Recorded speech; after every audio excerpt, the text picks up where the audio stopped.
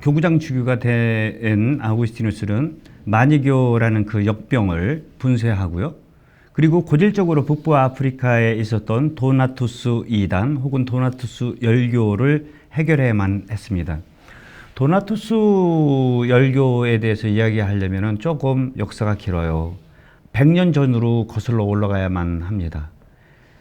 303년부터 305년까지 북부 아프리카에 어마어마한 대박해가 벌어지게 돼요. 디오클레시아누스 황제 때인데요.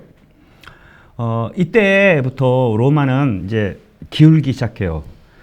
북방 민족들, 소위 게르만 민족들이 훈족의 이동에 의해서 남하하게 되면서 국경을 위협받게 됩니다. 이때 디오클레시아누스는 로마 모든 제국의 시민들을 한 마음으로 이렇게 엮기 위해서 이제 나라를 위해서 그리고 자기 황제와 황제가 섬기는 그 신을 위해서 함께 제사를 드리라고 했어요. 근데 우리 천주교 신자들은 그거 할 수가 없었잖아요. 그러면서 이제 수많은 배교자들이 양산되게 이릅니다. 근데 2년에 걸친 이 대박해가 끝난 다음에가 더 큰 문제였었어요. 왜?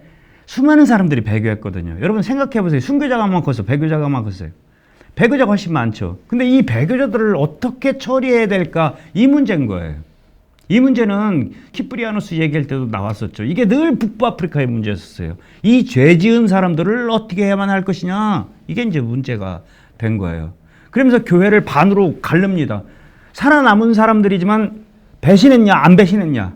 이게 늘 북부 아프리카의 교회에 갖고 있던 문제였었어요. 이게 이제 세월이 흘러 어떤 일이 벌어지게 되냐면은 313년이에요. 그러니까 벌써 박해가 끝나고 한 10년이 지난 다음인데 그 카르타고가 이제 그 전체의 수도잖아요. 북부 아프리카의 수도인데 거기 주교님 멘수리우스라는 주교님이 있는데 이 주교님이 돌아가셔요. 그러면 새로운 주교를 뽑아야 되는데 이때 그 다음 주교가 카르타고의 대부제, 옛날에는 부제 중에서도 대부제가 있었어요. 이 대부제는 지금으로 치면 뭐 관리국장 정도 될 겁니다. 이 대부제 이름이 펠리치시무스라는 분이었는데 이 양반을 증거자들이 별로 안 좋아했어요. 그러니까 증거자라는 것은 뭐냐면 순교 헬레다가 못하고 살아남은 사람들이죠. 오해가 있었는데 무슨 오해가 있었냐면은 자기들이 감옥에 갇혀 있을 때 이 대부제가 잘 안 돌봐줬다라는 거예요. 근데 많은 주교님들이 이 펠리치시무스 부제를 안 좋아했어요. 특별히 그 누미디아, 그러니까 카르타고의 주교가 최고 총 높은 거잖아요.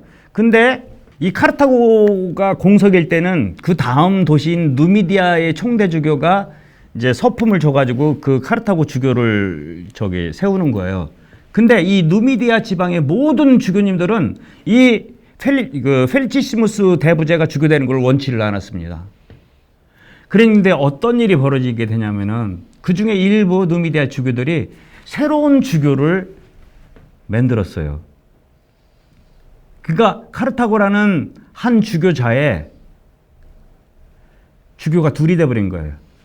펠리치시무스하고 그 새로 생긴 그 주교님 이름이 마요리누스라는 주교님인데.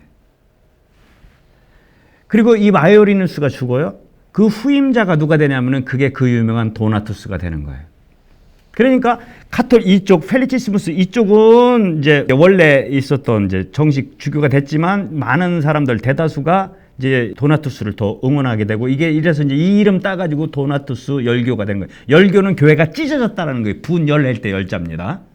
스키조마 확 찢어버리는 겁니다. 교회가 확 찢은 거예요. 예수님의 속옷이 안 찢어졌잖아요. 이게 예수님의 그 교회인데 그게 찢어진 거예요. 154마리 그 물고기가 잡혀도 베드로의 그물은 안 찢어졌잖아요. 근데 그게 찢어진 거예요. 이 찢어질 때 쓰는 그리스 말이 스키조마이예요. 스키조마이. 여기서 나온 게 스키스마, 시스마. 열교의 분열. 이 일이 벌어진 거예요. 이게 113년입니다. 그리고 아우구스티누스가 주교가 된 게 397년이죠. 이때까지도 해결이 안 돼가지고 이 도나투스파에서는 이 천주교파를 이 죄인들의 공동체, 자기들은 순교자들, 이 배교자들 공동체 이렇게 일이 벌어진 거예요. 그래가지고 이 천주교에서 세례받은 거는 인정도 안 해. 예? 이런 일이 벌어진 거예요. 이거를 해결해만. 그런데 더 기가 막힌 거는 그 북부 아프리카에 이 도나트 스파가 더 많았다라는 겁니다. 아우스팅은 히포의 천주교 주교였고, 거진 200명, 300명이 두 개가 다 같이 있었던 거예요. 이게 북부 아프리카의 문제였죠. 이거를 이제 해결해만 했죠. 더 문제는 이쪽 펠리치스무스, 이 당시에도요, 주교가 서품하기 위해서는 다른 주교 3명이 이렇게 서품을 해야 돼요. 근데 이 도나투스 측에서는 뭐라 하냐면 이 서품 무효다. 왜 무효냐면은 이 3명 중에요, 압둔가의 펠릭스라는 분이 계세요. 3명이 주교 중에 이 대부제를 서품 준 분 중에. 근데 이가 배교자로 의심을 받았던 거예요. 그러니까 죄 많은 사람이 서품 주니까 이 서품 무효다. 이런 논리를 얘기하게 되는 거예요. 이게 이제 막 쭉 끌어온 거예요. 여기에다가 민족적 의식까지도 있습니다. 이 도나투스파는요, 더 많은 사람들의 인기가 많았어요. 왜냐하면 이들은 로마의 압제로부터 벗어날, 이쪽 누미디아 이쪽 전체는 로마의 곡창지대였었습니다. 그러니까 수탈을 받고 있었죠. 그 카톨릭 측, 아구스틴이 카톨릭 측은 친정부적이었거든요. 여기는 반정부적이었고요. 근데 민중들은 여기를 더 좋아했던 거예요. 이게 이제 이런 문제가, 이제 복잡한 정치적인 문제가 이제 있게 되죠. 아우스팅이 이제 이러면서 나왔던 게 아우스팅의 교회론과 성사론이에요. 교회가 도대체 뭐냐? 교회는 과연 의인들의 집합체라고 얘기를 할 수 있느냐? 교회는 그렇지가 않다. 밀과 가라지가 함께 섞여져 있는 곳이 이 교회다. 나 안에서도 악과 선이 내 안에서 왔다 갔다 하는 것처럼 우리 교회는 애시당초부터 그런 거다. 응? 그리고 누가 의인이고 누가 밀이고 누가 가라지 우리가 판단할 수가 없다. 세상 종말에 그분께서 오셔서 가라지는 불 속에, 밀은 창고에. 이게 되는 거지. 이렇게 되는 게 아신다. 니들은 그리스도의 몸을 나누려고 한다. 코르푸스 디비숨, 디바이디드 하려고 한다. 아니다. 이 코르푸스, 예수 그리스도의 몸은 페르 믹스툼, 혼합된 것이다. 밀과 가라지가 함께 있다. 노아의 방주에 정한 동물도 있지만 부정한 것도 다 태우지 않았느냐. 이게 이제 아구스티누스의 얘기죠. 아구스티누스가 얘기했다고 많은 분들이 착각하고 있어요. 그게 그 유명한 얘기인데요. 카스타 메릭트릭스. 카스타는 정결한, 순결한 뜻이고요. 메릭트릭스는 창녀예요. 순결한 창녀. 지금 말이 안 되죠. 창녀가 어떻게 순결해요. 이거 아우스팅이 얘기했다는데 사실 이건 아우스팅이 얘기한 게 아니고 암브로시가 얘기했어요. 그렇지만 그 논지는 맞습니다. 우리 교회는 거룩하고 하나인 교회예요. 그렇지만 그 안에 있는 우리 성원 모두가 다 거룩해서 교회가 거룩한 것이 아니고 이 흠집난 이 교회를 사랑하시는 하느님의 용서와 자비 그리고 성령께서 이 안에 계시기 때문에 우리는 거룩할 뿐이다. 이게 아우스팅이 이야기하는 교회의 거룩함이에요. 따라서 성사론도 여기서 연결됩니다. 그 아까 얘기했죠. 그 압둔가의 그 펠릭스 이 사람이 3명 중에서 이게 누구죠? 펠리치스무스를 서품 줬는데 이 그 셋 중에 하나가 배교자라고 의심이 샀기 때문에 이 서품 무효다라고 이제 도나투스파가 이야기하는 건데 설령 배교를 했더라도 문제가 되지 않는다. 이렇게 이야기를 하는 거예요. 아우스팅은. 왜? 성사의 주인은 예수 그리스도다. 이렇게 이야기를 하는 거예요. 성사의 집전자는 예수 그리스도일 뿐이다. 성사를 집전하는 사람의 은총 지위에 따라서 성사의 효력이 왔다 갔다 되는 것이 아니다. 요즘 우리 교회의 가르침으로 보면 성사의 사효성과 인효성에 대해서 얘기를 하는 것이죠. 성사는 그 자체로 예수 그리스도께서 하신 것이기 때문에 효력이 있다. 물론 그 성사를 거행하는 사람이 은총 지위에 있냐 없느냐는 그 사람이 은총을 받느냐 안 받느냐 문제지 성사 자체는 문제가 되지 않는다. 이런 논리로 이제 그 도나투스파와 싸우면서 교회론을 세우고 그 다음에는 이제 이 성사론을 세우게 됩니다. 그러니까 만이교를 하면서 창조, 악, 인간의 자유의지 뭐 이런 것들이 이제 정리가 됐다면 인간론과 구원론이 정리가 됐다고 한다면은 이 도나투스파를 통해 가지고 교회론과 이제 성사론이 정리가 되게 됩니다. 그래서 411년에 카르타고에서 북부 아프리카 속주에 있는 모든 주교님들이 다 모여가지고 공회를 이제 보편 지역 시노도스를 열고 거기에서 이제 가톨릭이 이제 승리하게 되죠. 그 핵심에 이제 아우구스티누스가 있게 되고 그 신학적 토대를 아우구스티누스가 이제 놓게 됩니다. 이렇게 마니교를 한다고. 그 다음에는 도나투스파 논쟁을 이제 지은 다음에 요 시기에 또 다른 책이 쓰이게 됩니다. 그 도나투스하고 그렇게 싸우면서도 또 어떤 책을 또 쓰셔. 참 대단해요, 이 양반.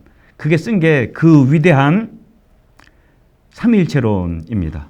이 삼위일체론은 399년에 쓰기 시작해가지고 421년에 탈고를 하게 돼요. 그러니까 이 책을 쓰는데 22년이 걸린 거예요. 삼위일체론 전체가 13권입니다. 대단한 책이죠. 이 책은요, 언제 한번 여러분들이 혼자 읽으면 참 재미없어요. 제가 장담하건대 한 장 읽고 다 주무실 건데요. 언제 한번 저랑 날 잡아가지고 이거는 날 하루는 안 될 것 같은데 잡아가지고 이 삼위일체론이 얼마나 대단한 책인지를 함께 공부 좀 해봤으면 좋을 것 같습니다. 아우구스틴 삼위일체론의 특징은 인간학적 접근입니다. 이거 너무 재밌죠, 여러분. 아우구스틴이 독백에서 뭐라고 그랬어요? 하느님, 저 알고 싶은 게 딱 두 가지 있어요. 하나는 당신. 당신은 나에게 어떤 존재인가? 그리고 나는 당신에게 어떤 존재인가? 그러니까 당신하고 내 영혼을 알고 싶습니다. 이 얘기를 했잖아요. 이 두 개가 왔다 갔다 해요. 인간으로부터 출발해서 하느님께로, 하느님께로부터 출발해서 인간에게로. 이 둘이 오고 가는 만남. 이게 아우구스티누스 신학의 핵심이라고 보시면 돼요. 대표적인 예로 삼위일체론, 하느님을 연구하는데 이는 인간으로부터 출발합니다. 왜? 이 세상 모든 피조물은 하느님의 작품이에요.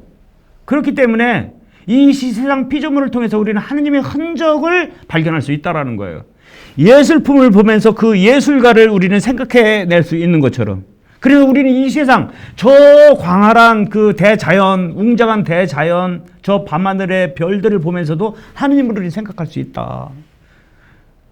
왜? 하느님의 흔적이 남아있으니까. 그러면서 이 삼일체의 근거를 대요. 뭐를 대냐면은 모든 개별 사물들은 다 세 가지가 아니면 되지가 않는다는 거예요. 본두스. 본두스가 뭐예요? 무게. 또 하나는 뭐예요? 숫자. 예? 그 다음에는 크기. 이거에 해당되지 않는 게 어디 있느냐. 이렇게 얘기를 하는 거죠. 이 삼위일체, 그 세상. 근데 이거는 만족하지 않습니다. 하느님을 가장 잘 드러내는 피조물이 있죠. 그게 뭐죠? 바로 인간이죠. 왜? 당신이 모상대로 됐기 때문에. 인간은 그윽한 수수께끼고 시면입니다. 왜? 인간을 바라보면서 저 인간의 깊숙한 곳에 하느님께서 계시다는 것을 이인을 알아요. 인간의 내면 생활에 대해서 얘기를 하거든요. 하느님은 어떤 문제예요? 어떤 존재예요? 인테리오르 인티모메오. 나보다 더 깊숙이, 더 은밀히 내 안에 이미 계시는 분. 그렇지만 수페리오르.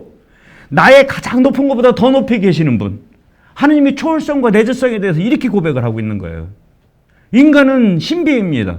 인간은 까박스테이, 하느님을 품을 수 있는 그릇이라고 아우스틴은 얘기해요. 그렇기 때문에 인간은 늘 목말라해요. 어떻게? 인디지엔스 데오. 하느님으로부터 채워야 되기 때문에 인간은 끊임없이 목말라 한다라는 거예요. 그렇기 때문에 인간을 잘 보면은 하느님을 알 수 있다. 이렇게 이야기를 하는 것이죠. 이 인간의 심리, 인간의 존재와 인식과 의지를 가지고 이 삼위일체를 설명해 냅니다. 그러니까 하느님을 연구하는데 인간을 보면서 연구해요. 근데 나중에 조금 이따가 얘기하겠지만 인간을 하느님을 통해서 바라봅니다. 그게 뭐 그 유명한 신궁론이에요. 인간의 역사는 하느님을 통해서, 하느님은 인간을 거울 삼아서. 이제 이런 책들이 삼위일체론이라고 할 수 있습니다. 제가 볼 때는 이 삼위일체론 논쟁은 아우구스티누스에게 종결이 됩니다. 바로 이 위대한 책 삼위일체론을 통해 가지고. 삼위일체론 전체가 15권이라고 그랬죠. 여러분, 론이에요, 론. 론은 뭐죠? 서론, 본론, 결론. 아우구스틴의 맨 마지막 결론은 어떻게 되냐면은, 결론은 어떻게 돼? 막 논리를 다 한 다음에 그러므로 이것이다 하는 게 논문이죠. 아우구스틴의 맨 마지막은 그러므로 하고 기도로 끝나요. 기가 막히죠. 하느님, 당신을 생각하고 싶습니다. 하느님, 당신을 이해하고 싶습니다. 하느님, 당신을 사랑하고 싶습니다. 이렇게 이야기를 하는 거예요. 기가 막히죠. 하느님 사랑이십니다. 내가 사랑할 때만 당신을 알 수 있습니다. 이 요한복음 강해도 이제 이 시기에 쓰여지는데 하느님은 사랑이십니다. 하느님의 그 서술형을 가장 잘 표시하고 있어요. 이 사랑. 하여튼 뭐 이게 너무 또 깊이 들어가면 얘기 안 될 것 같고 나중에 또 하는 걸로 하고요. 이렇게 이제 그 도나투스하고 논쟁을 하면서 이제 많은 책들을 쓰게 되고요. 도나투스 논쟁이 411년에 이제 어느 정도 정리가 된 다음에 마지막 신학적으로 투쟁해야 될 대상들이 오류들이 이제 어느새 북부 아프리카에 찾아왔습니다. 다름 아닌 펠라지아누스 혹은 펠라기아누스라는 이론입니다. 이건 이단이에요. 펠라기우스라는 사람은 수사님입니다. 수사님. 원래는 영국 브리타니아의 이제 수사님이었는데 이 양반이 로마로 왔어요. 로마로 왔는데 보니까 교회가 너무 이완된 거예요. 절제도 안 하고 긋기도 안 하고 그런 거예요. 펠라지오의 제일 첫 번째 일성은 그거예요. 우리 열심히 좀 살자 이거예요. 우리 지금 열심히 좀 살자.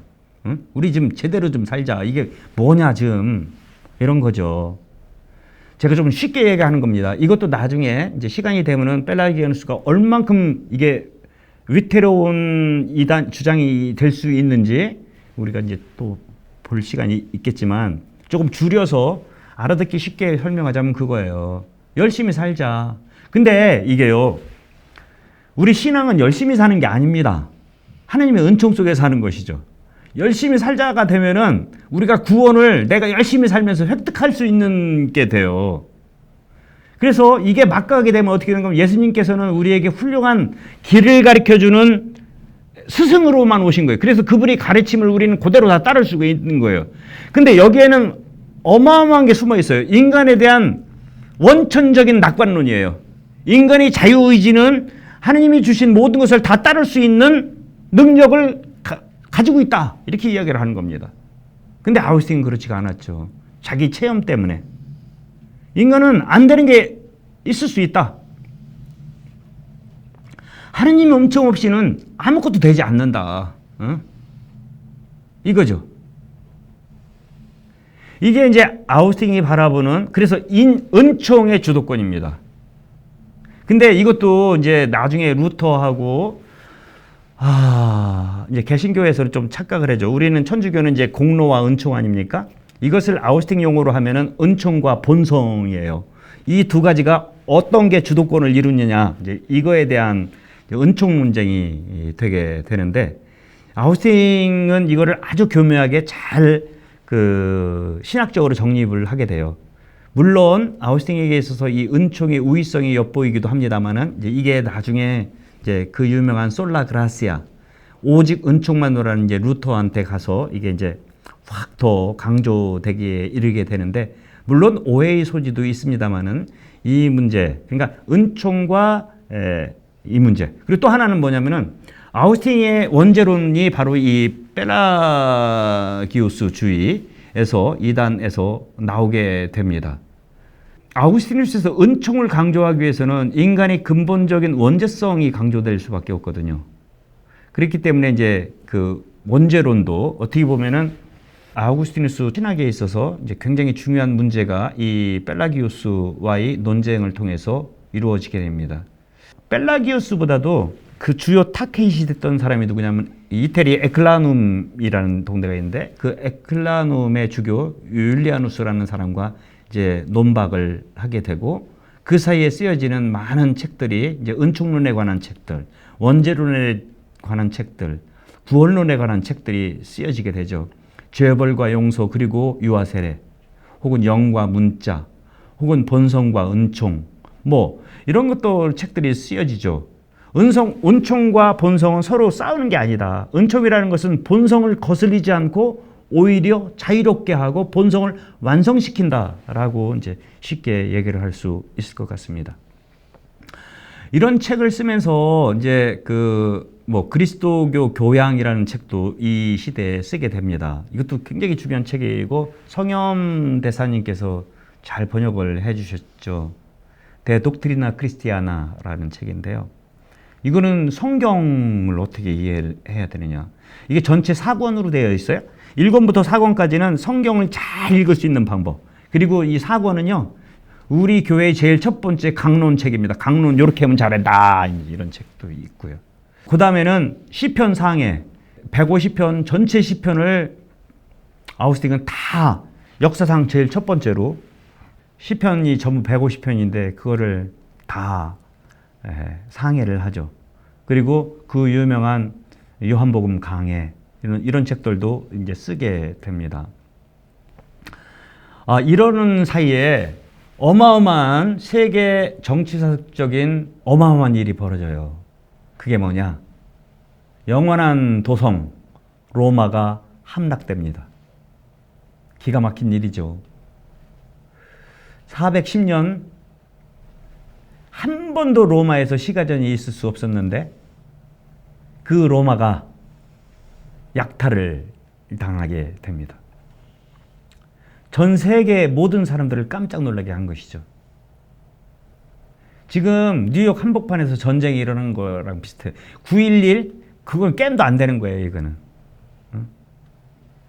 이런 일이 벌어지게 되니까 많은 사람들은 천주교를 욕하기 시작했어요. 왜냐하면 천주교가 국교, 로마 제국의 국교가 된 지 20년 만에 이런 일이 벌어진 겁니다.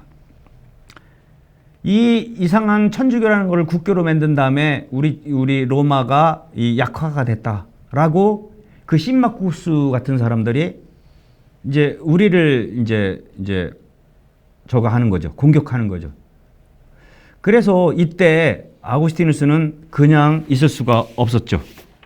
그러면서 이제 그 유명한 신국론을 쓰게 됩니다.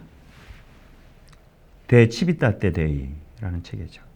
이 책은 장장 22권입니다. 어마어마한 책이에요. 이 책의 근본적인 그 취지는 아까 말씀드렸듯이 호교적이죠. 그리스도교 때문에 지금 이런 정치적인 어려움에 처했다라는 그런 공격에 대한 방어죠. 근데 이제 아구스티누스는 이 신국론을 통해 가지고 인간의 모든 역사를 하느님의 시각에서 바라보기 시작합니다. 아까 말씀드렸죠. 삼위일체로는 인간이라는 거울을 이용해서 하느님을 바라봤다고 한다면은 아담부터 세상 종말까지 인간의 그 역사는 하느님의 시각으로 바라보는 거예요. 요즘 현대말로 하자면 일종의 역사신학이라고 얘기를 할 수 있겠죠.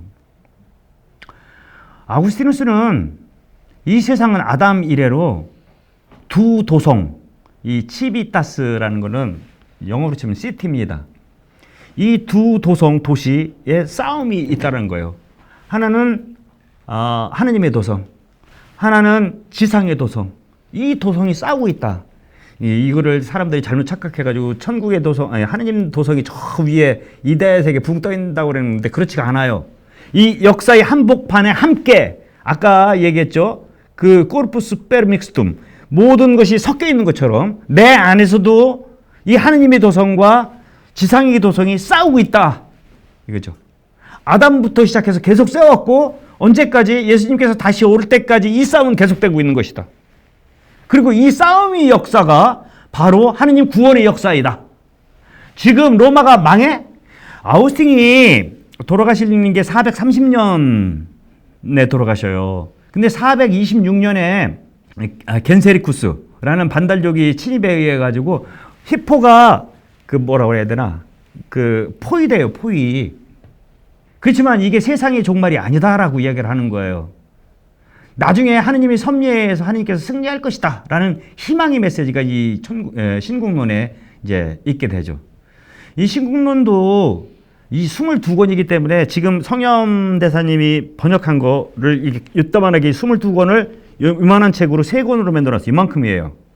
이거 여러분들이 읽으려면 이것도 자신 있게 여러분들에게 말씀드리는데 진짜로 졸린 사람들은 이거 진짜 읽어보십시오. 5장 아니면은 그냥 아주 그냥 죽어. 근데 이제 저랑 읽으면 이제 재밌게 읽을 수 있는데 이 두 성은 둘 다 사랑에 의해서 움직인다라는 거예요. 사랑. 여러분들 사랑이 뭔지 아세요? 사랑. 아우구스틴에게 있어 사랑은 굉장히 중요한 의미입니다.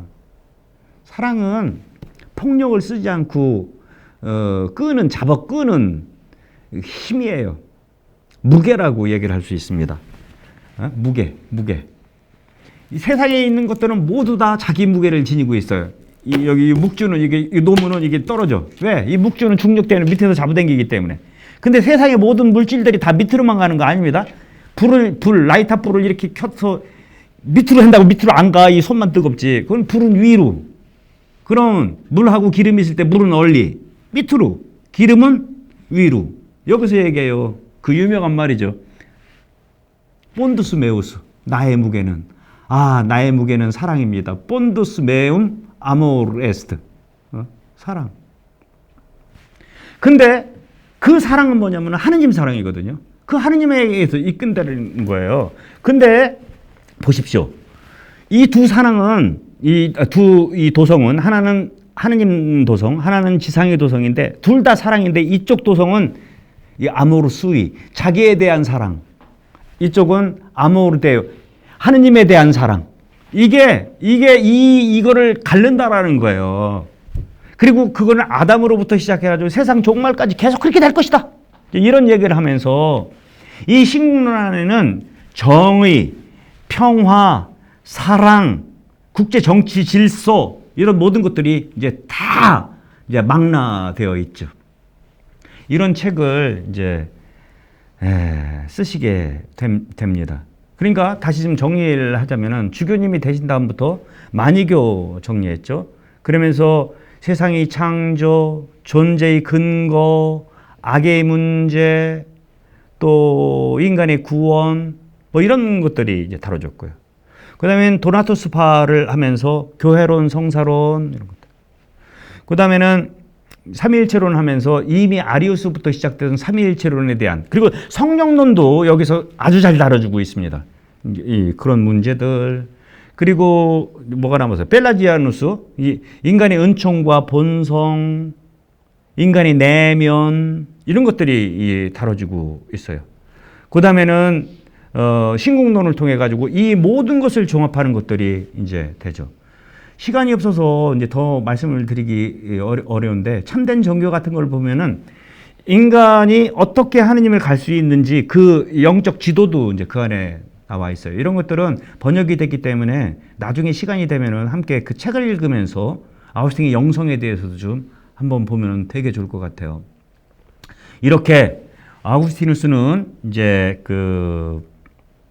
나이가 훌쩍 잡수시게 되죠. 그러면서 이제 돌아가시기 4년 전에 426년에 총대리를 세우시죠. 신부님을. 에라크리우스라는 신부님한테 다 맡기고 자신은 마지막 죽음을 준비합니다. 그 죽음의 준비가 이제 4년이 되는데 이때 이제 제일 처음에 쓴 책이 제론고라는 책이죠. 레트락타시오니스.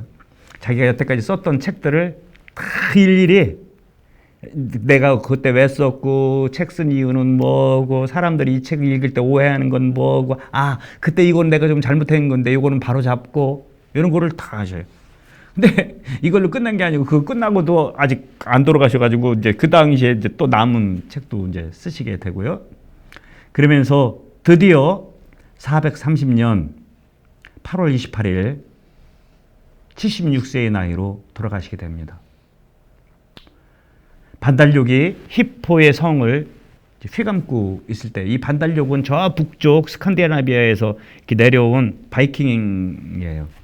모든 걸 다 때려부시는, 그걸 보면서도 아우구스티누스는 하느님의 자비하심에 희망을 두면서 눈을 감는데, 이 양반이 돌아가실 때도 아주 재밌습니다. 아무도 못 들어오게 해요. 방에.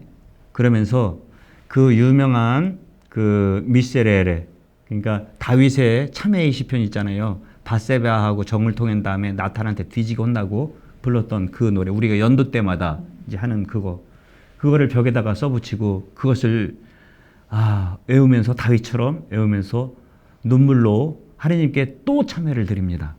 또 고백을 하면서 그것을 용서해 주시는 하느님 찬미를 끝까지. 그러니까 이한테는 죄의 고백과 하느님 용서와 하느님의 위대하심이 찬미가 같은 거예요. 아주 재밌죠. 왜냐하면 당신이 45년 동안 주교 생활을 하게 되는데, 성직 생활을 하게 되는데, 이때 자기가 어떻게 좋은 일만 했겠어요. 제가 그 나쁜 일도 이 양반 많이 했었습니다. 이걸 지금 나중에 그런 책을 읽으면서 무슨 나쁜 짓을 했는지도 이제, 근데 그 나쁜 짓 하면서도 이 감수성이 강한 아우구스틴은 늘 생각했죠. 당신이 교회 때문에 내가 하고 있는데 이 모든 것은 당신 앞에서 바칠 셈, 이건 내가 가지고 있습니다. 이렇게 얘기를 해요. 이 아우구스틴이 백성들한테 이렇게 얘기해요. 여러분들, 나 아우구스티누스 위해서 기도 좀 해주십시오. 여러분들은 하느님 대전에 가면 여러분들 목만 셈을 치르면 되지만 나는 여러분들 목도 셈을 치려야 되고 내 목도 셈을 치려야만 합니다. 주교인 나는 여러분들 목도 내가 셈을 반드시 치우겠습니다. 그러나 내 목은 내가 질 것입니다. 그러니까 여러분들보다 내가 더 무거운 짐을 지고 있으니 나를 위해서 기도해 주십시오. 그 기도는 불쌍해서 해 주십시오라고 얘기해요. 불쌍해서. 권위에 대한 순명을 아우구스티누스는 뭐라 그러냐면은 그 권위를 불쌍히 여겨가지고 해달라는. 하여튼 아우구스티누스는 이렇게 430년 8월 28일 향년 76세로 숨을 거두립니다. 근데 이때 편지 한 통이 도착해요. 그 편지가 뭐냐면은 431년 에페소 공의회가 일어나니 거기에 참석하라는 통지였었어요. 만약에, 역사에서 만약은 없지만 아우구스티누스가 살아 계셨다라고 한다면은 에페소 공의회부터 시작해서 787년까지 이루어지는 지루한 동방의 그리스도론 논쟁은 아마 없었을 수도 있지 않았겠는가라고 저는 상상을 해봅니다. 아주 긴 시간 아우구스티누스에 대해서 얘기를 했습니다. 이 정도를 기본으로 둘 때만 아우구스티누스의 그 주옥과 같은 불의의 명작들을 우리는 제대로 이해할 수 있게 되는 것입니다. 조금 긴 시간이었는데 들어주셔서 감사합니다. 감사합니다.